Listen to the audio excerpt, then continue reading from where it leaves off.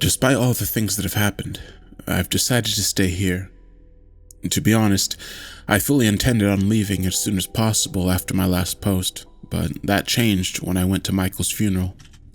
It was a grueling experience. He was only 22 years old. His girlfriend cried the entire time, and I couldn't help but feel guilty when I saw his young friends carrying his casket to its final resting place. His death never should have happened. I had another nightmare last night. This one was the worst one yet. Just like last time, those hands reached up from the darkness and grabbed me, covering my mouth and pinning my arms to my bed.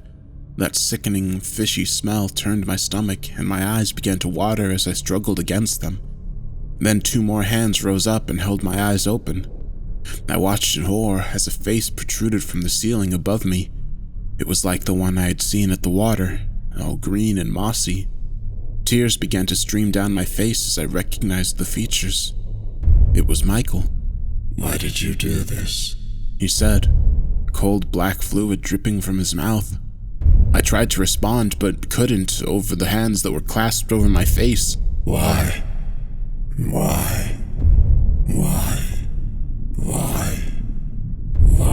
Michael went on and on, his voice becoming raspier with every query.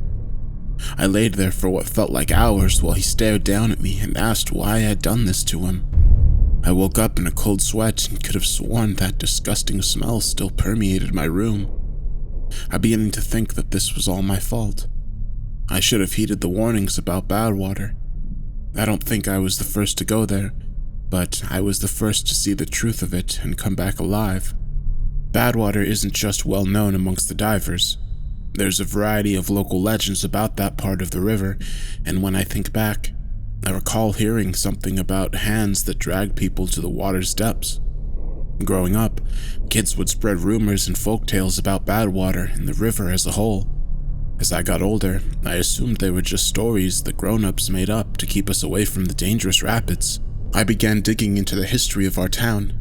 Legends go back as far as anyone can remember, and even the natives told stories about the river, treating it with certain fear and reverence. I found an eerily familiar description of native myth about the river. It was in the library's archives as part of a local university's professor's thesis regarding metaphorical folklore. The myth tells the tale of a young man who lived by the river. He had everything he ever wanted: a beautiful wife, a son, bountiful harvests, and a warm place to sleep. However, that all changed when he was overcome by a terrible sickness. That same sickness spread to his wife and child. He recovered, but his family did not, and he was left alone. He still had a warm bed at night and healthy crops, but he fell into a deep depression. Unsure of what to do with himself, he would wander the river's edge for hours, silently hoping that one day he would fall in and be swept away from his troubles. One day, while pacing the riverbank, he heard his wife and child crying out to him. Frantic, he searched everywhere for the source of the voices. They began to tell him that they were living happily in the river now. His family urged him to dive in and join them so that he too could live happily. Without a second thought, he jumped in, only to drown, cold and alone. The person who examined that myth believed it to be a warning against desiring things that we've lost and getting caught up in the past. I know now this isn't true. The myth is a true story and warns people against the dangers of those things that live in the river. Through further digging, I found that there's actually a lot of native lore about the river. Many of them are similar to the story I told you about, but there are others that make this whole situation seem a lot more complex. Many of them reference some kind of god or spirit that the natives worshipped. There are a few different translations, but the most common one I've seen is King Moss. Some stories refer to him as a personification of the river itself, while others describe him as a spirit with whom the people struggled. However, one common theme is the existence of a sort of pact made between King Moss and the locals.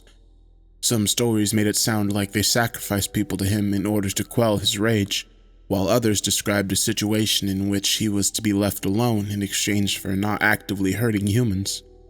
I can't help but be reminded of the agreement that Moose and the others mentioned. Could they be referring to a pact similar to this one? I don't know about this whole King Moss myth, but After all that I've seen, I'm almost willing to believe anything.